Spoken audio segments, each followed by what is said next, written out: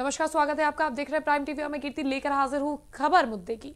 8 मार्च को अंतर्राष्ट्रीय महिला दिवस मनाया जा रहा है। महिला दिवस के मौके पर केंद्र की मोदी सरकार ने महिलाओं को खास तोहफा दिया है। दरअसल भारतीय पुरातत्व सर्वेक्षण विभाग ने अंतर्राष्ट्रीय महिला दिवस पर आगरा के ताजमहल, आगरा का किला, फतेहपुर सीकरी समेत तमाम जगहों पर महिलाओं को फ्री में एंट्री के लिए मंजूरी दे दी है। ताजमहल सहित कई जगहों पर आज अंतर्राष्ट्रीय महिला दिवस के मौके पर महिलाओं को फ्री में एंट्री दी जाएगी, चाहे वो विदेश की महिलाएं हों या फिर देश की।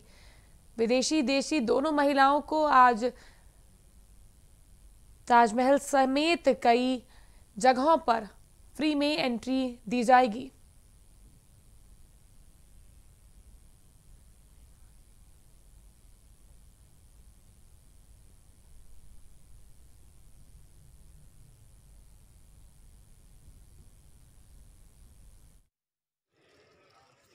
मैं फर्स्ट टाइम ही आई हूँ ताजमहल देखने। आज आपका टिकट नहीं लगा ताजमहल देखने के बाद, तो आपको कैसा फील हो रहा है? क्या कुछ संदेश देना चाहेंगी महिलाओं के लिए कि नहीं, बहुत अच्छा लग रहा है कि चलो महिलाओं को इतना तो सम्मान मिल रहा है कि आज महिलाओं के लिए फ्री रखा गया है यहाँ पे ताजमहल देखने के लिए, तो अच्छा फील हो रहा है देख के।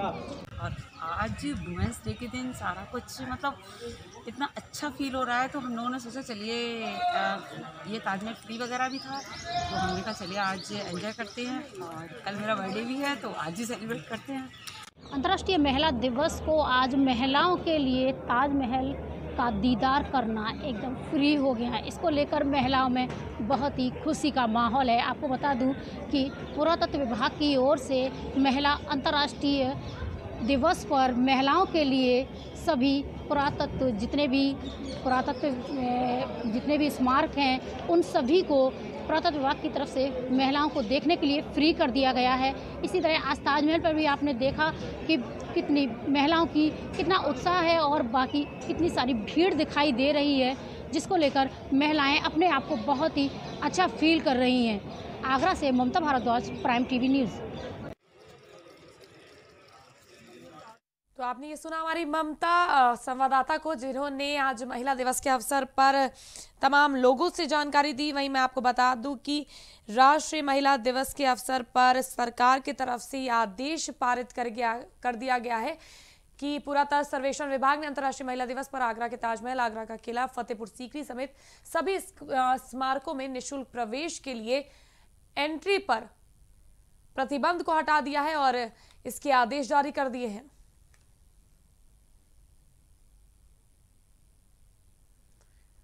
वाराणसी के नदेसर क्षेत्र में चाय विक्रेता को गोली मारने की घटना से पुलिस महकमे में हड़कंप मच गया। आनन-फानन में चाय विक्रेता को कबीर चौतरा स्थित मंडलीय अस्पताल में ले जाया गया, जहां गंभीर हालत देखते हुए उसे मलदहिया स्थित निजी अस्पताल रेफर कर दिया गया है। गोली चाय विक्रेता अशोक के कंधे में लगी है। पुलिस वारदात की वजह पुरानी रंजिश सहित अन्य कारणों को मानकर घटनास्थल के आसपास लगे सीसीटीवी कैमरे की फुटेजों को खंगाल रही है।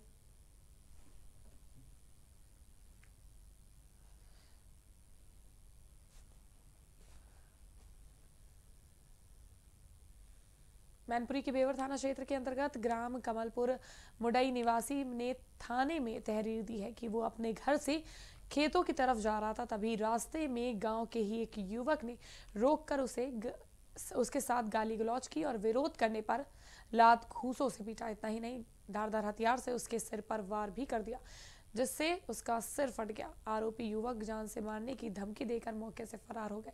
वहीं सूचना के बाद पुलिस ने पीड़ित युवक को अस्पताल में इलाज के लिए भर्ती कराया और आरोपी की तलाश शुरू कर दी है।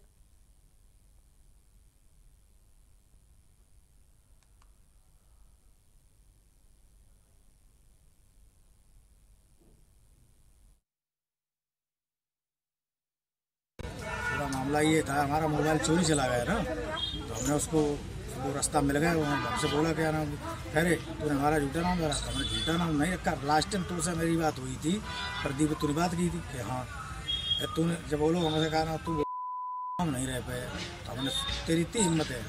किसने बोला? राम अवतार लड़का है अजय, उसने जो फिर मेरी उसकी धक्का मुक्की हुई हो गई, पीछे गेहूँ खेत में सरक गया। सरकने के बाद हमने ये नहीं जाने कि ये पीछे से आगे बार करेगा, हम चलने लगे पीछे, इसने आकर के पीछे बार कर दिया खुरपे से। इस खबर पर हमारे साथ इस वक्त हमारे संवाददाता पुनीश जुड़ चुके हैं। पुनीश जी, मैं आपसे जानना चाहूंगी, क्या अपडेट इस खबर पर इस वक्त सामने आ रही है? किन वजहों के चलते बदमाशों ने इस युवक पर हमला किया? जी मैम, वजह ये है कि दोनों ही सजाती हैं। ये मामला मैनपुरी जनपद के बेवर थाना क्षेत्र के कमलपुर गांव का है। बात ये थी, ये जो पीड़ित और आरोपी दोनों ही एक साथ में एक भंडारे में दावत खाने के लिए गए हुए थे। बात ये हुई कि वो थोड़े लेट हो गए, ये पहले खा चुके, तब तक इनका उनके ही जो आरोपी है ना प्रेजेंट में, उसका भतीजा था, उसको इन्होंने बाइक दे दी थी। वो बाइक लेके गया, इन्होंने आके पूछी कि बाइक मेरी किसको दे दी, तो इन्होंने फोन से बात कराई, देखो मैंने आपके भतीजे को दे दी है। और बाइक बात कराने के बाद ये अपना फोन वहीं पे छोड़ आए। जब घर पर आए तो उन्होंने इनसे कहा कि मेरा फोन रह गया, हमने बात कराई थी, फोन दे दो। इसी बात पर उन्होंने कहा कुछ नहीं मेरे पास तेरा फोन वगैरह, और इसी बात पर जो है गाली दी, धमकी दी। और ये रास्ते में खेत भरने के लिए जा रहे थे, 11 बजे की घटना है करीब जी।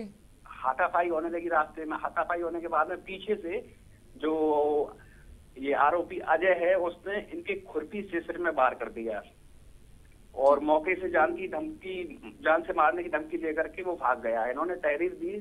उसके बाद में पुलिस कह रही है कि जांच के आधार पर कार्रवाई की जाएगी। अभी तक गिरफ्तारी नहीं हो पाई है? बदमाशों की गिरफ्तारी अभी तक पुलिस द्वारा की गई है कि नहीं?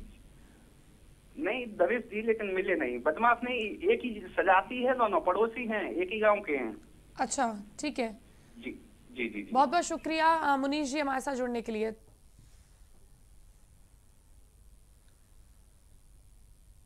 औरैया में संदिग्ध परिस्थितियों में एक युवक की मौत हो गई। युवक को सामुदायिक स्वास्थ्य केंद्र लाया गया, जहां गुस्साए लोगों ने पुलिस के खिलाफ जमकर नारेबाजी की। परिजनों का आरोप है कि पुलिस द्वारा उसके भाई को गिरफ्तार कर जेल भेज दिया गया है, जिससे आहत होकर युवक ने आत्महत्या कर ली।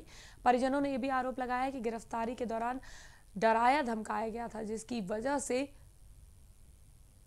युवक ने आत्महत्या कर ली। फिलहाल पुलिस ने परिजनों को शांत कर शव को कब्जे में लेकर पोस्टमार्टम के लिए भेज दिया और आगे की कार्रवाई में जुट गई है।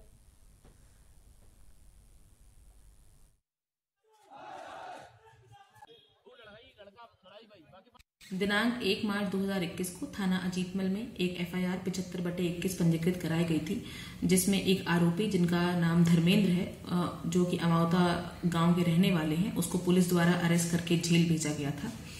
आज उसके भाई संग्राम, जो कि अमावता के ही रहने वाले हैं, उनकी संदिग्ध परिस्थितियों में मृत्यु हुई और परिजनों द्वारा यह आरोप लगाया गया कि पुलिस द्वारा उसके भाई को गिरफ्तार करने से आहत होकर।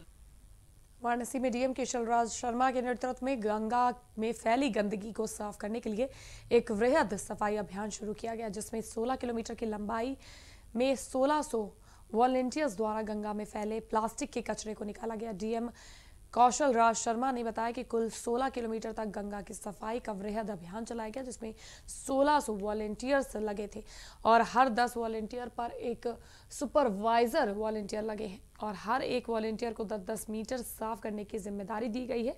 उन्होंने बताया ऐसे वृहद सफाई अभियान लगभग हर हफ्ते चलते रहेंगे और गंगा के अलावा वरुणा को भी साफ किया जाएगा।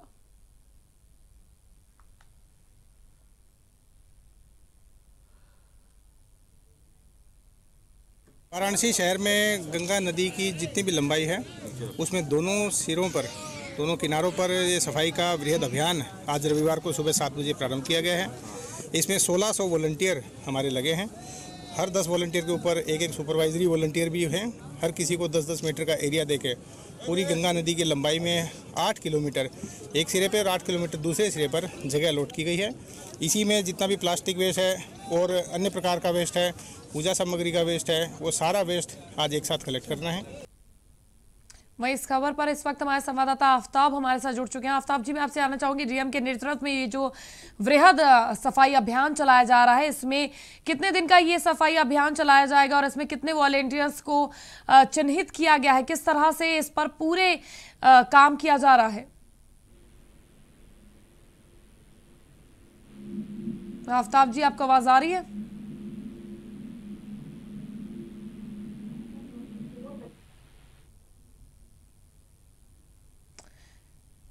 शायद तक हमारा संपर्क नहीं हो पाया है टेक्निकल फॉल्ट के चलते।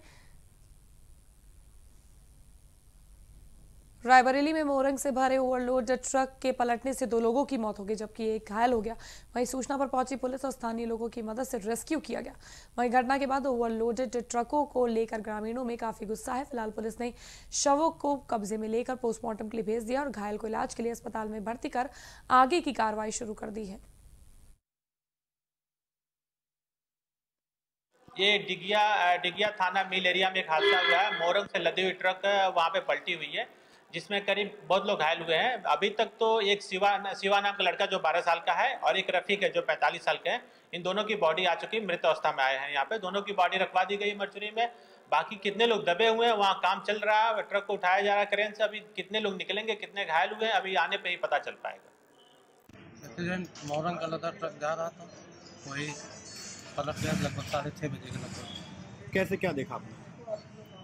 हम तो मौके पे थे नहीं, हम तो करीब 15 मिनट बाद पहुंचे हैं। जब पहुंचे तो ट्रक पलटा हुआ था और उसके नीचे लगभग 3 लोग दबे थे जिसमें एक लोग सुरक्षित निकले, बाकी 2 लोग भी मौत हो गए। प्रतापगढ़ में पुलिस ने खुद के अपहरण की साजिश रचने वाले आरोपी को गिरफ्तार कर लिया। गिरफ्तारी के आरोपी लखनऊ जा रहा था। इसी दौरान मुखबिर से सूचना मिलने पर प्रतापगढ़ और लालगंज की पुलिस सक्रिय हो गई। पुलिस ने रोडवेज बस को नया पुरवा नहर पुलिया पर रोक लिया और आरोपी को दबोच लिया। आरोपी रेलवे में नौकरी दिलाने के नाम पर ठगी करता था। उसने खुद के अपहरण की सूची परिजनों को देकर 30 लाख की फिरौती की मांग भी की थी। पुलिस के पूछताछ करने पर पता चला कि आरोपी ने कई व्यक्तियों से कई लाख रुपए उधार ले रहे थे। उसने 10 से 12 लोगों से रेलवे में नौकरी लगवाने के नाम पर भी पैसा लिया था। हालांकि वो नौकरी नहीं लगवा पाया, इसी कारण उसने खुद के अपहरण की योजना बनाई।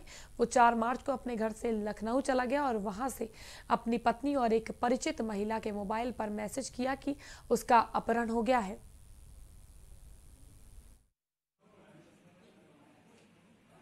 ये दिनांक 4 मार्च को हेम बहादुर वर्मा जो लालगंज के अस्थायी निवासी हैं, इनके पिता द्वारा इनके अपहरण की सूचना दी गई थी, जिसमें तत्काल कई टीमें लगाई गई थी इनकी सकुशल बरामदगी के लिए। इसी बीच 30 लाख रुपए फिरौती का मैसेज भी आना प्रारंभ हुआ था। इसमें सर्विलांस टीम और लालगंज पुलिस की टीम लगाई गई थी और इसी क्रम में इनको नया पुरवा नहर पुलिया के पास इनको रोडवेज बस से बरामद किया गया।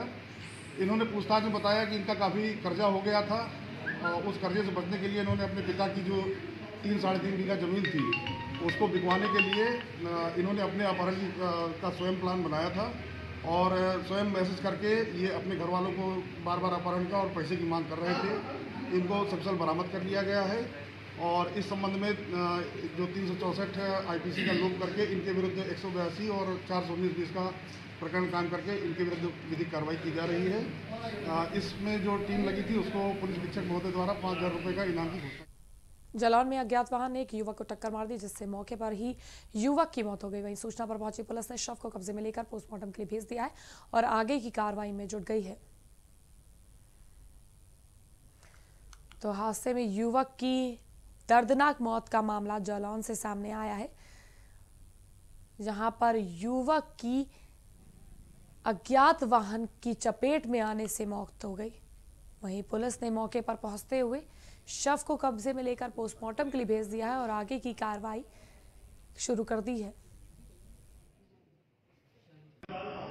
ये जो है मंगल किशोर नाम का जो मरीज आया है जो मृत अवस्था में हमारे यहाँ लाया गया है और इनकी जो है जो भी औपचारिकताएं हैं और थाने में सूचना दे दी गई है ताकि आगे की कार्रवाई की जाए। पंचायत चुनाव का आरक्षण तय होने के बाद ग्राम प्रधान पद की तैयारियां तेज हो गई हैं। वहीं आरक्षण जारी होने के बाद अब चुनाव को लेकर सरगर्मियां तेज होने लगी हैं। सभी उम्मीदवार अपने अपने तरीके से लोगों को लुभाने का काम कर रहे हैं। इसी क्रम में बाराबंकी के देवा ब्लॉक केवली ग्राम पंचायत प्रधान पद के दावे पर दार हाजी अनवारुल हक ने रैली का आयोजन किया और भंडारे का भी आयोजन किया जिसमें कई लोग शामिल हुए। वहीं इस दौरान हाजी अनवारुल हक ने लोगों से बढ़ चढ़कर वोट देने के लिए अपील की। तो ग्राम पंचायत खेवली में रैली का आयोजन किया गया जिसमें बढ़ चढ़कर लोगों ने इस रैली में हिस्सा लिया। बता दें कि चुनाव की सरगर्मियां जिस कदर तेज हो गई हैं, वहीं आरक्षण होने के बाद ये चुनावी सरगर्मियों के चलते उम्मीदवार अपने अपने तरीके से लोगों को लुभाने के लिए सड़कों पर उतर रहे हैं। वहीं देवा ब्लॉक खेवली ग्राम पंचायत प्रधान पद के दावेदार हाजी अनवारुल हक ने भी रैली का आयोजन किया। तस्वीरों में आप देख सकते हैं इस रैली में अनवारुल हक भी नजर आ रहे हैं, जहां पर कई तादाद में लोग मौजूद हैं।